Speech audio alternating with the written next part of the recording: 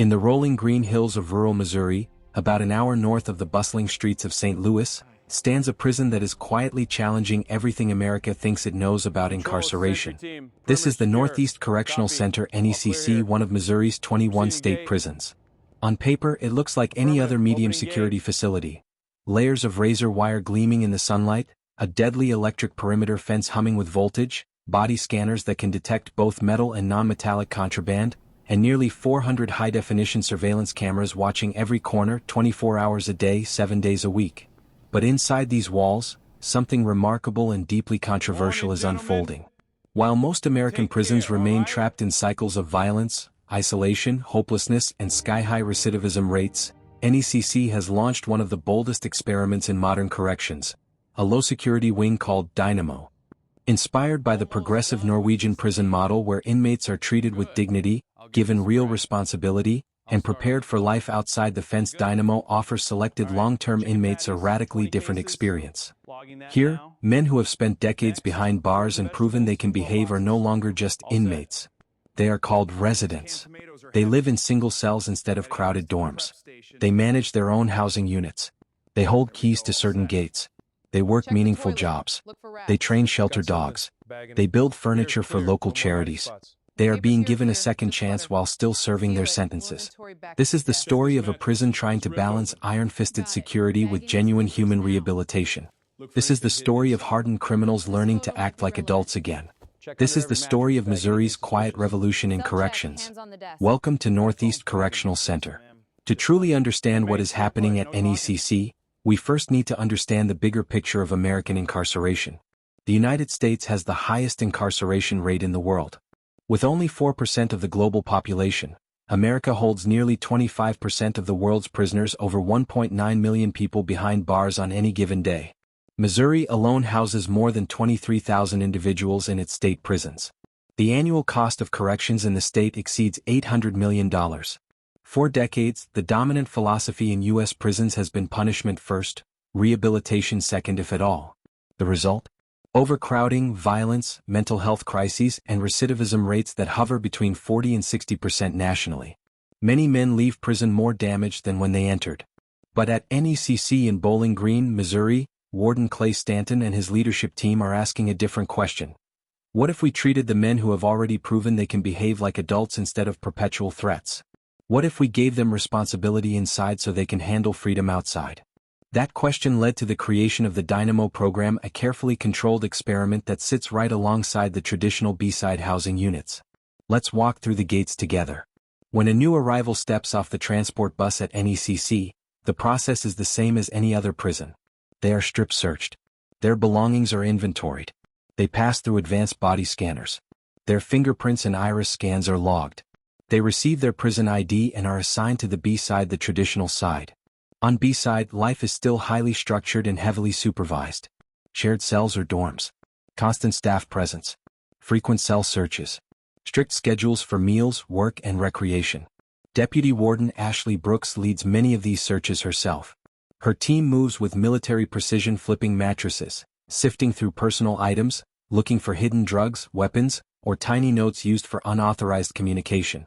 Contraband still finds its way in, despite the best efforts of security.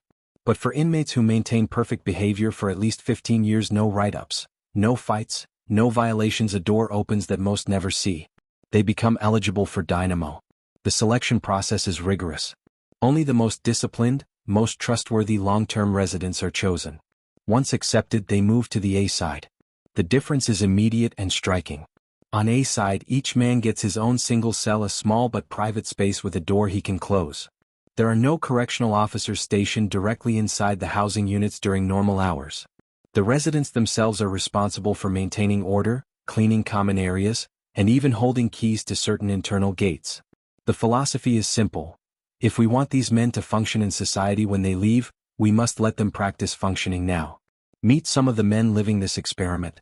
Michael Whitfield, now 60 years old, has been at NECC for years. Tattooed, physically fit, and surprisingly upbeat, he was convicted in the 1990s. Most inmates dread prison. Michael says he's actually found a strange kind of peace here, more or less. He works in the massive central kitchen and freezer area, handling food logistics for the entire facility. Every day he moves hundreds of pounds of supplies, staying active both physically and mentally. I try to keep my body and mind strong, he says with a quiet smile. For Michael, Dynamo has given him structure, purpose, and a glimmer of hope that the years ahead might be different. Carlos Ashcraft arrived in 2019 after a conviction for sodomy with minors. On the B side, he has become an unofficial community leader.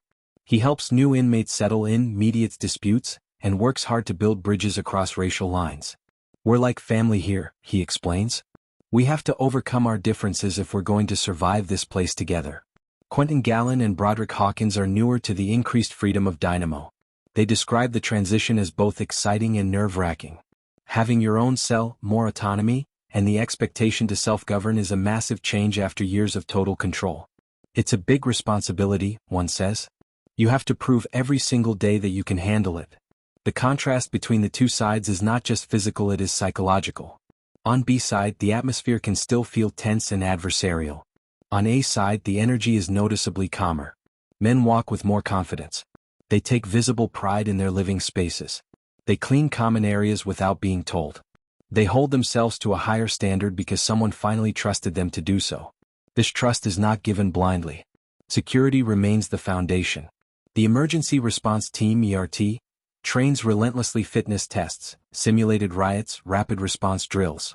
The prison's Bloodhound unit, the reigning state champions, is ready at a moment's notice to track escapees, search for contraband, or even help local law enforcement find lost children or elderly people in the surrounding countryside. Every resident on A side knows that one serious violation can send them back to B side or worse. Yet the programs at NECC go far beyond basic housing. One of the most powerful is the Restorative Justice Workshop. Long-term inmates like Mike Campbell and Stephen Johnson spend hours in the woodshop building beautiful furniture and custom projects for local churches, schools, and charities. These items are auctioned off, with all proceeds returning to the community. For the first time in decades, these men are giving something back instead of just taking. Another groundbreaking program is Puppies for Parole. Selected residents are paired with shelter dogs that need training and socialization before they can be adopted. The men spend hours every day walking, training, and bonding with these animals. The emotional impact is profound. Many describe the dogs as the first living beings they have cared for in years. The dogs, in turn, help the men learn patience, responsibility, empathy, and unconditional love, lessons that many never learned on the outside. Daily life at NECC follows a strict but purposeful rhythm. Mornings begin early with head counts. Breakfast is served in the dining hall. Work assignments follow kitchen duty, laundry, maintenance, landscaping, or the many vocational programs offered. In the afternoons, there is recreation time, education classes, and program participation. Evenings bring more reflection. Men return to their cells. Some read. Some write letters. Some simply sit with their thoughts. For many, the hardest part is the knowledge that they are still serving time for serious crimes that hurt real people. The guilt never fully leaves. But the Dynamo program tries to turn that guilt into growth. Warden Clay Stanton and Deputy Warden Ashley Brooks walk a delicate line every single day. They must maintain safety and security while fostering an environment of trust and rehabilitation. One mistake, one fight, one piece of contraband, one lapse in judgment can undo years of progress. The staff at NECC are not naive. They know the men they supervise have committed serious offenses. Many are serving life sentences or decades-long terms. But they also believe that treating people with basic dignity and responsibility can change outcomes. The results so far are promising. Violence on the A side is dramatically lower. Residents report feeling more hopeful. Staff report fewer disciplinary issues. And when these men eventually walk out the gate, they will have practiced the very skills they need to survive in the free world: self-discipline, accountability, teamwork, and purpose. Of course, not everyone believes this experiment is wise. Critics argue that prisons should be places of punishment, not comfort. They worry that giving inmates too much freedom risks security breaches or sends the wrong message to victims. They point to the broader crime problems in cities like St. Louis and ask whether society can afford to be soft on crime. Supporters counter that pure punishment has failed for generations. If we want lower recidivism, safer communities, and fewer victims in the future, we must invest in rehabilitation while maintaining strict accountability. The men at NECC are living proof of this tension. As the sun sets over the Missouri countryside, the prison lights flicker on. Gates lock. Cameras keep their silent watch. But inside the A-side housing units, something different is happening. Men who once lived by the code of the streets are now learning a new code, one based on responsibility, contribution, and hope.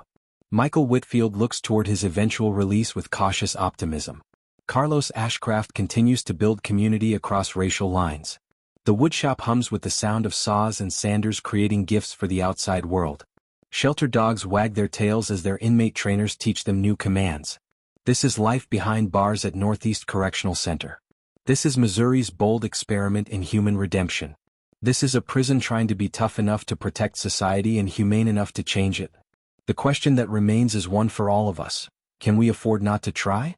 As the final headcount echoes through the corridors and the lights dim for another night, the men of NECC lay in their beds, some dreaming of freedom, some reflecting on the past, all carrying the quiet hope that the Dynamo program might be the bridge that finally carries them home. This is the hidden story of one prison in rural Missouri that is daring to do things differently. This is the story of men trying to become better than their worst mistakes. And this is the story that could reshape how America thinks about justice, punishment, and the possibility of real change.